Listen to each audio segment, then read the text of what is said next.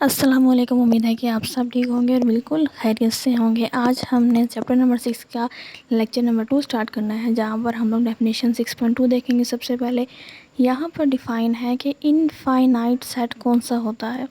यहाँ हम बोलेंगे कि a set S is infinite if it has same cardinality. Infinite तब होगा जब उसकी कार्डिनैलिटी सेम होगी as a proper subset of itself. क्या मतलब है कि एक बहुत बड़ा सेट होगा और वो एक उसका प्रॉपर सबसेट होगा जिसकी कार्डिनैलिटी दोनों की बिल्कुल सेम होगी। यहाँ पर मैंने एक एग्जांपल डिफाइन कर दी है कि अगर ऐसा ना हुआ तो एस जो है वो फाइनाइट होगा। एग्जांपल की तरफ आते हैं कि अगर एक जेड सेट है जिसके अंदर 0 +-1 +-2 +-3 एंड सो ऑन डिजिट्स हैं, और दूसरी ही तरफ हमारे पास एक ई सेट है जिसमें 0 +-2 +-4 एंड सो ऑन सेट्स हैं, तो दोनों इनफाइनाइट हैं, लेकिन ई जो है वो जेड का जो है वो प्रॉपर सबसेट कहलाएगा। तो हम क्या बोलेंगे कि इन दोनों के नंबर ऑफ़ एलिमेंट्स बिल्कुल सेम हैं, जिसकी वजह से इन दोनों की कार्डिनैलिटी सेम है और ई प्रॉपर सबसेट है एस का, तो मतलब जेड जो है वो इनफाइनाइट सेट है। ठीक है, बाय द डेफिनेशन ऑफ 6.2। क्योंकि ई जो था वो जेड का प्रॉपर सबसेट था और दोनों की कार्डिनैलिटी सेम थी, इसलिए जेड जो है वो इनफाइनाइट सेट कहलाएगा। अगर आप गौर करें तो नीचे कुछ एग्जांपल्स दे दी गई हैं। यहाँ पे काउंटिंग नंबर्स कुछ डिफ़ाइन कर दिए गए हैं जो कि इनफाइनाइट सेट के एग्जांपल्स हैं। यहाँ पर अगर आप गौर करें तो लिखा है कि जो नॉन नेगेटिव इंटीजर्स होते हैं एन, और पॉजिटिव इंटीजर्स होते हैं, दूसरे इंटीजर्स होते हैं Z, rational numbers, real numbers, ये सब जो है वो इनफाइनाइट होते हैं। बिल्कुल ऐसे जैसे जेड लिखा गया है। इनके कितने नंबर्स हैं हम बता नहीं सकते। रैशनल नंबर्स में भी अनकाउंटेबल जो है वो डिजिट्स हैं, तो हम बोलेंगे ये सारे जो हैं वो काउंटेबल नंबर्स हैं। और जिस तरह रियल नंबर्स होते हैं, रियल नंबर्स में -इन्फिनिटी से पॉजिटिव इन्फिनिटी तक नंबर्स होंगे। और यहाँ पर हम ये बात कह सकते हैं कि जो आर है वो भी इनफाइनाइट सेट है, जैसे कि बाकी सारे रिप्रेजेंट कर दिए हैं।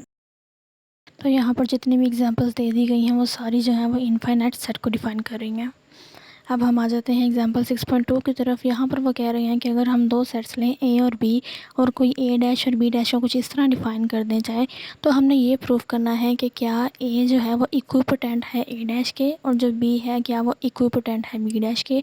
तो इसको समझने के लिए हम आसान वर्डिंग में इसे सोल्यूशन की तरफ देखेंगे। हमने इक्विपोटेंट प्रूफ करने के लिए क्या सॉल्व करना है, बाइजेक्शन मैपिंग चेक करनी है कि क्या 1 1 और ऑन 2 हो सकती है। तो अब आ जाते हैं इसका सोल्यूशन की तरफ। अब हम यहाँ गौर करें तो ए डैश को डिफ़ाइन कर दिया गया है ए क्रॉस 1 से। अब अगर तो ए फाइनाइट है तो उसकी कुछ डेफिनेशंस, उसके जो कार्टेशियन प्रोडक्ट होगा वो कुछ इस तरह लिखा जाएगा। मैंने यहाँ क्या किया, एक ए सेट ले लिया जिसको 1 2 3 तीन एलिमेंट्स लिख दिया। अब ए क्रॉस 1 कैसे लिखा जाएगा, ऑर्डर पेयर की फॉर्म में 1 1 2 1 3 1 में। और इसको क्या बोलते हैं, कार्टेशियन प्रोडक्ट। ये जो हमने क्रॉस प्रोडक्ट लिया है 1 सेट के साथ, ये होगा कार्टेशियन प्रोडक्ट। अब कार्टेशियन प्रोडक्ट्स में इनफाइनाइट एलिमेंट्स भी हो सकते हैं। अगर ए इनफाइनाइट होगा तो इसके एलिमेंट्स भी कंटिन्यू रहेंगे, रुकेंगे नहीं। लेकिन यहाँ मैंने सिर्फ ए को 1 2 3 एलिमेंट्स दिए थे, इसलिए यहाँ पर 3, 1 पे आके रुक गया। इसी तरह अगर हम एक मैपिंग डिफ़ाइन करें ए डैश से ए क्रॉस 1 पर, तो उसकी जो मैपिंग होगी वो कुछ इस तरह डिफ़ाइन होगी कि अगर ए डैश इक्विपोटेंट है ए क्रॉस 1 के, तो हमने 1 1 और ऑन 2 प्रूफ करना है। और 1 1 ऑन 2 प्रूफ करने से हम क्या करेंगे, सबसे पहले हम चेक करेंगे कि एफ़ जो है वो 1 1 है और ऑन 2 है भी या नहीं। अगर नहीं होगा तो हम बोल देंगे कि ये जो है बाइजेक्शन मैप नहीं कर रही। अब 1 1 प्रूफ करने के लिए हमारे पास दो तरीके होते हैं। यहाँ पर हम फर्स्ट मेथड यूज़ करेंगे। हम क्या करेंगे, इमेजेस को बराबर लेकर चलेंगे और बोलेंगे कि जो उसके अंदर का एलिमेंट है वो दोनों आपस में इक्वल हैं। अब मैपिंग के अंदर डिफ़ाइन कैसे करते हैं, हम कोई भी एलिमेंट जो है वो डोमेन में से लेते हैं और उसको मैप करवाते हैं रेंज के किसी एलिमेंट पर। यहाँ पर जो ए है वो ए डैश में से आ रहा है और ए कोमा 1 जो है वो ए क्रॉस 1 में से आ रहा है। क्यों, क्योंकि ए क्रॉस 1 में जितने भी एलिमेंट्स आएंगे वो ऑर्डर पेयर की फॉर्म में आएंगे। और F of X is equal to Y जो है वो बेसिकली इमेज रिप्रेजेंट करता है। एफ जो है वो फंक्शन है। इसको 1 1 प्रूफ करने के लिए हमने क्या किया, हमने दो एलिमेंट्स ले लिए ए डैश से, सच दैट कि उन दोनों की इमेजेस हमने बराबर ले ली हैं। अब बराबर ली है इसका मतलब ये है कि हमने इनके A1 और A2 को बराबर प्रूफ करना है। हम सबसे पहले क्या करेंगे, जैसे कि ऊपर मैंने एक फंक्शन डिफाइन किया F A is equal to A comma 1, इसी तरह हम FA1 और FA2 की वैल्यूज़ लिखेंगे ताकि इन दोनों की जो वैल्यूज़ हैं वो एक दूसरे के इक्वल आ जाए। तो ऊपर जिस तरह FA is equal to A comma 1 है, इसी तरह FA1 को लिखा जाएगा इक्वल टू A1 कोमा 1, इसी तरह लिखा जाएगा FA2 is equal to A2 coma 1। तो अब जहाँ पर FA1 और FA2 है फंक्शंस, यहाँ पे इनकी वैल्यूज़ लिख देंगे और ये हमारे पास एक क्लियर फॉर्म है। जब भी हमने दो चीज़ों को कंपेयर करना होता है, इक्वल प्रूव करना होता है, तो हम ऑर्डर पेयर की फ़र्स्ट वैल्यू को फर्स्ट से कंपेयर करते हैं और सेकंड वैल्यू को सेकंड से कंपेयर करते हैं। तो यहाँ पर 1 इक्वल है 1 के, वो तो फैक्ट है, साफ सी बात है, नज़र आ रहा है। और दूसरा है A1 इक्वल टू A2। तो जैसे ही हम लिखेंगे तो हमारे पास यहाँ सोल्व हो जाएगा कि हमने यहाँ पर 1 इक्वल टू 1 था, A1 इक्वल टू A2 कर दिया और साथ ही हमने ये प्रूव कर दिया कि इमेजेस को हम बराबर लेकर चले थे और हमने अंदर की वैल्यूज़ को इक्वल कर दिया। और इसका मतलब यही है कि ये फंक्शन जो है वो 1 1 प्रूव हो गया। अब ऑन टू की तरफ आते हैं। ऑन टू बेसिकली एक फॉर्मूला होता है, लिखने का तरीका होता है कि रेंज की हर वैल्यू के पीछे एक डोमेन का कोई ना कोई कांस्टेंट या कोई ना कोई वैल्यू मौजूद है। इसको लिखते कैसे हैं, clearly for every A comma 1, कि कोई भी ऑर्डर पेयर जो है ए क्रॉस 1 से बिलोंग कर रहा है, तो then there exist some belongs to A dash. इसका मतलब ये है कोई भी ऑर्डर पेयर जो ए क्रॉस 1 से बिलोंग कर रहा है उसमें कहीं ना कहीं एक डोमेन में एक एलिमेंट है जो कि ए डैश में से आ रहा है। अब इसको लिखते कैसे हैं, सिंपली जैसे कि हम कोई भी इमेज डिफाइन करते हैं, जैसे कि हमने ऊपर फंक्शन डिफाइन किया था F is equal to A comma 1, एक ऑर्डर पेयर के फॉर्म में इक्वालिटी में लिख देंगे और साथ ही बोल देंगे कि ये एफ इज़ ऑन टू है। लिखने का तरीका होता है जैसे ही हमने 1 1 और ऑन टू प्रूफ करेंगे, साथ ही हम बोल देंगे कि जो ए डैश था वो इक्विपोटेंट था ए क्रॉस 1 के। ठीक है, अब आ जाते हैं आगे। इसी तरह 6.2 में जो है वो B dash is equal to B cross 2 लिखा हुआ है। सेम इसे उसी लाइन्स पे हम सॉल्व करेंगे जैसे कि हमने अभी ए डैश को सॉल्व किया। और यहाँ पर जो मैपिंग होगी उन्होंने जी मैपिंग ले ली है और उसको डिफाइन इस तरह कर दिया है कि अगर कोई बी एलिमेंट बी डैश में से आ रहा होगा तो बी कोमा 2 एक पेयर होगा जो बी क्रॉस 2 में से आ रहा होगा। सेम उसी लाइंस पर होगा। सेम इन्होंने ए डैश के लिए एफ फंक्शन डिफाइन किया था और बी डैश के लिए जी फंक्शन डिफाइन किया है। बाकी बिल्कुल सेम स्टेप्स हैं। और यहाँ इन्होंने एक चीज़ डिफाइन कर दी है कि यहाँ पर जो ए और बी है हो सकता है कि वो सेम हो, लेकिन ए डैश और बी डैश में ज़मीन आसमान का फ़र्क है। क्यों? क्योंकि ए डैश तब बन रहा है जब ए को मल्टीप्लाई करवा रहे हैं 1 से। ए और बी इक्वल हो सकते हैं लेकिन बी डैश इक्वल है बी क्रॉस 2 के। इसका मतलब ये है जब भी कोई बी की वैल्यू 2 से मल्टीप्लाई होगी तो हमारे पास एक डिफरेंट ऑर्डर पेयर आएगा। इसी तरह ए डैश और बी डैश दोनों सेम नहीं हो सकते। ए और बी दोनों सेम हो भी गए तब भी ए डैश और बी डैश सेम नहीं होंगे। तो हमें ये बात क्लियर है कि जब भी दो चीज़ें एक जैसी ना हों, कॉमन ना हों, तो जब उनका हम इंटरसेक्शन लेंगे वो एम्प्टी आएगा। क्योंकि यहाँ कुछ फ़र्क आ गया है ए और बी के मल्टीप्लाई करवाने से डिफरेंट वैल्यूज़ से। तो जब ए डैश का कांस्टेंट इंटरसेक्शन लेंगे बी डैश के साथ तो वो ज़ीरो आएगा क्योंकि उनमें आपस में कोई भी ऑर्डर पेयर जो है वो कॉमन नहीं है। तो इसी तरह इसको डिफ़ाइन कर दिया गया है। अब हम आगे चलते हैं 6.3 आर्टिकल की तरफ। 6.3 में 6.3 डेफिनेशन है। यहाँ पर डेफिनेशन देखते हैं कि set is set to be denumerable और काउंटेबली इनफाइनाइट। काउंटेबल तो होगा लेकिन इनफाइनाइट होगा, उसमें फाइनाइट नंबर डिजिट्स नहीं होंगे। कब होगा? If D has the same cardinality as P. P क्या है? पी ऊपर डिफाइन कर दिया है 1 2 3 एंड सो ऑन। तो बोल दिया जब भी डी के हर एलिमेंट को हम पी से कंपेयर करेंगे काउंटेबली इनफाइनाइट होगा क्योंकि पी जो है वो इनफाइनाइट सेट है 1 2 3 एंड सो ऑन। ठीक है, तो ये हो गई है डिनमरेबल और काउंटेबली इनफाइनाइट की डेफिनेशन कि जो भी एलिमेंट जो भी सेट जो है वो पी के साथ सेम कार्डिनलिटी रखता होगा, नंबर ऑफ़ एलिमेंट सेम होंगे, उसको हम बोलेंगे कि ये जो है वो डिनमरेबल भी है और काउंटेबली इनफाइनाइट भी है। इसको हम डिटेल में बाद में देखेंगे जब हम थ्योरम सॉल्व करेंगे। तो अब आ जाते हैं थ्योरम डेफिनेशन 6.4 की तरफ। यहाँ पर है कि अ सेट इज़ काउंटेबल। एक सेट तब काउंटेबल होगा इफ़ इट इज़ फाइनाइट और डिनमरेबल। काउंटेबल क्या चीज़ होती है? जब भी कोई चीज़ फाइनाइट होती है 1 2 3 4 कुछ भी एलिमेंट्स हो सकते हैं उसमें, तो तब वो फाइनाइट होगा कि हम काउंट कर सकते हैं। और डिनमरेबल क्योंकि डिनमरेबल जो है वो काउंटेबली इनफाइनाइट्स भी होते हैं।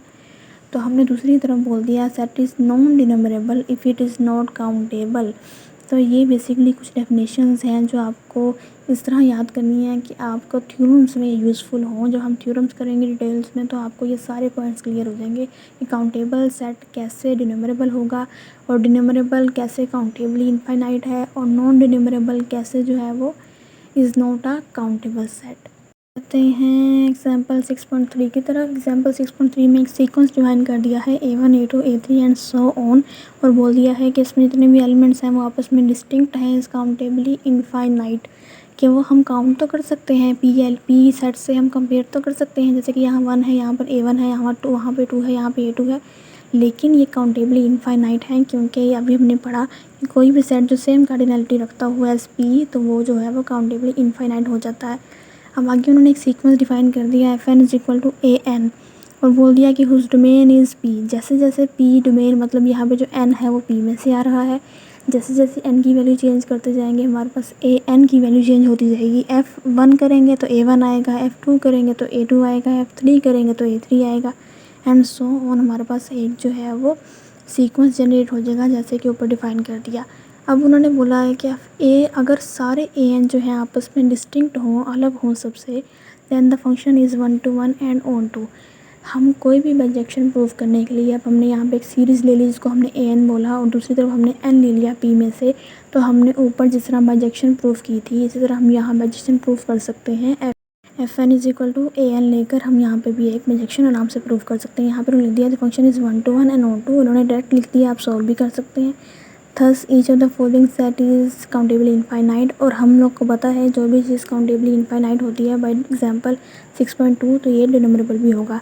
इन्होंने आगे 2-3 एग्जांपल्स दे दी हैं कि अगर कोई सीक्वेंस किसी सेट में लिख दिया जाए तो अगर उसकी वैल्यूज़ बिल्कुल उसी तरह इनफाइनाइट हों जैसे कि किसी पी ग्रुप की है, तो हम ये बोल सकते हैं कि दोनों की कार्डिनलिटी या दोनों के नंबर ऑफ़ एलिमेंट्स जो हैं वो बिल्कुल सेम है, और यहाँ से हम ये बोल सकते हैं कि जितने भी ये सेट्स हैं ये सारे जो हैं वो काउंटेबली इनफाइनाइट होंगे, और इनको हम लोग डिनोमरेबल सेट्स भी बोल सकते हैं क्योंकि इनकी सेम कार्डिनलिटी है जैसे कि पी सेट की है। देखते हैं पेज नंबर 164 पर। यहाँ अगर आप गौर करें तो एक बी पार्ट दे दिया है कि अगर हमें पता है पी जो है वो 1 2 3 एक सेट है एंड सो ऑन, और अगर हम पी को पी के साथ ही मल्टीप्लाई करवा दें तो हमारे पास ऑर्डर फॉर्म की सूरत में एक जो है वो नया सेट बन जाएगा। 1 2 3 से जब मल्टीप्लाई होंगे तो पहले 1 सबसे मल्टीप्लाई होगा, फिर 2 सबसे मल्टीप्लाई होगा, तो हमारे पास जो ऑर्डर पेयर के फॉर्म में आ जाएगा वो आ जाएगा 1 1 2 1 1 2 1 3 एंड सो ऑन। तो क्योंकि पी इनफाइनाइट है तो उनके जो ऑर्डर पेयर्स होंगे वो भी इनफाइनाइट होंगे। इनको लिखने का कुछ तरीका यहाँ पे डिफाइन कर दिया गया है कि 1 1 के बाद 2 1 आएगा, फिर 1 2 आएगा, फिर 1 3 आएगा, फिर 2 2 आएगा। ये बस आप एक तरतीब में लिखेंगे तो आपको समझ आ जाएगी कैसे हर चीज़ मल्टीप्लाई हो रही है। अब मैंने यहाँ पे एक चीज़ लिख दी है कि any definite and systematic representation of numbers also form the numerable sets, कि जब भी कोई चीज़ एक तरतीब में लिख दी जाती है तो हम बोल सकते हैं वो इनफाइनाइट जा रही है तो वो डिनोमरेबल सेट हो सकता है। ठीक है, डेफिनेट हो, प्रॉपर्ली अरेंज्ड हो और प्रॉपर्ली उसको डिफाइन कर दिया गया है। यहाँ मैंने एक और लाइन लिखी है, it is the systematic representation of ordered pairs so n cross n is denumerable. यहाँ पे मैंने n क्रॉस n लिखा है, यहाँ पे p क्रॉस p है तो आप p क्रॉस p भी लिख सकते हैं। मैंने वो उससे जनरली लिखा था क्योंकि नेचुरल नंबर्स भी 1 से स्टार्ट होते हैं और p जो है हमने यहाँ पे 1 से ही स्टार्ट किया हुआ है। अब आ जाते हैं पार्ट नंबर सी की तरफ। यहाँ पे है कि recall that n is equal to 0 1 2 3 की एक n डिफाइन कर दिया है जिसको लिखा है b यूनियन 0। p क्या है 1 2 3 सो ऑन, और साथ अगर हम यूनियन ले लें 0 के साथ तो हमारे पास जो गिवन n है वो सेट बन जाएगा। n को इक्वल लिखेंगे p यूनियन 0 से, क्योंकि p में 1 से सो ऑन एलिमेंट्स हैं और यूनियन 0 होगा तो उसमें 0 भी आ जाएगा। तो हमने यहाँ पे क्या लिखा, it is set of natural numbers और नॉन नेगेटिव नंबर्स। अब अगर गौर करें तो नेचुरल नंबर्स होते हैं जो 1 से स्टार्ट होते हैं और नॉन नेगेटिव नंबर जो होते हैं वो 0 से स्टार्ट होते हैं। नाउ ईच पॉजिटिव इंटीजर, कोई भी एलिमेंट जो p से बिलोंग कर रहा है, can be return uniquely in the form this. अब उन्होंने कहा कि जब हम कोई भी p को मैप करवाएंगे n क्रॉस n से तो हमारे पास कैसी फॉर्म बनेगी, कैसा फंक्शन बनेगा। तो सबसे पहले हमने वो एलिमेंट डिफाइन करना है जो p में से आ रहा है। यहाँ पे उन्होंने लिखा कि a belongs to p can be written uniquely. Uniquely कैसे लिखेंगे, पेयर्स की फॉर्म में लिखेंगे। यहाँ पर अगर आप गौर करें जितने भी आर और एस हैं वो ऑर्डर पेयर के फॉर्म में लिख दिए जाएंगे। जैसे कि मैंने यहाँ डिफ़ाइन किया, जब भी कोई फंक्शन डिफ़ाइन होगा ए को लिखा जाएगा इक्वल टू 2r 2s+1, और हम कोई भी ऑर्डर पेयर आर और एस के फॉर्म में ले सकते हैं। अगर हम यहाँ पर 1 2 ले लें और 1 2 की वैल्यू आर और एस है, तो हम यहाँ पुट करेंगे तो क्या वैल्यू आएगी कि 2 के ऊपर 1 आ जाएगी पावर, और एस के अंदर अगर 2 मल्टीप्लाई करवाएंगे तो आएगा, अंदर आ जाएगा 5, बाहर आ जाएगा 2। तो 5 मल्टीप्लाई बाई 2 जो है वो 10 है, जो कि कहीं ना कहीं पी में मौजूद है। पी जो है वो 1 2 सो ऑन एलिमेंट्स पर डिपेंड करता है। साथ ही अगर हम लोग एक मैपिंग डिफ़ाइन कर दें पी से एन क्रॉस एन पर, तो ए जो है वो डोमेन को बिलोंग करेगा पी को, और जो आर को माई एस ऑर्डर पेयर है वो एन क्रॉस एन को बिलोंग करेंगे। अब इसका मतलब ये है, जैसे कि हमने मैपिंग डिफ़ाइन किया, अगर हमने पी को इक्विपोटेंट प्रूव करना है एन क्रॉस एन के, तो हमें ये जो फंक्शन है इसको ऑब्जेक्टिव प्रूव करना पड़ेगा। जैसे कि आर और एस जो हैं वो अबव ऊपर डिफ़ाइन कर दिए गए हैं आर ऑर्डर की फॉर्म में। तो इस फंक्शन को इक्विपोटेंट प्रूव करने के लिए हमने यहाँ पर एफ़ को प्रोजेक्शन प्रूव करना है फंक्शन को, और बोलना है कि एफ़ जो है वो 1 to 1 भी है और ऑन टू भी है।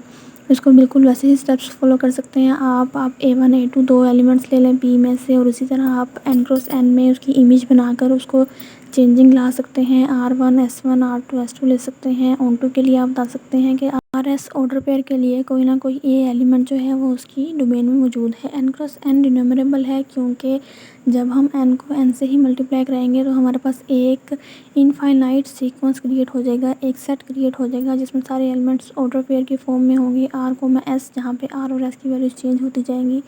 तो इसी तरह हमारे पास एक इनफाइनाइट टर्म क्रिएट हो जाएगी। और हम अगर पी क्रॉस पी देखेंगे तो पी क्रॉस पी में ज़ीरो नहीं है, इसलिए पी क्रॉस पी जो है वो सबसेट हो जाएगा एन क्रॉस एन। एन के अंदर एक ज़ीरो का एलिमेंट इजाफी है, जबकि पी जो है वो 1 2 से स्टार्ट हो रहा है। तो यहाँ पर जितने भी आगे थ्योरम्स डिफाइन है हम नेक्स्ट लेक्चर में करेंगे।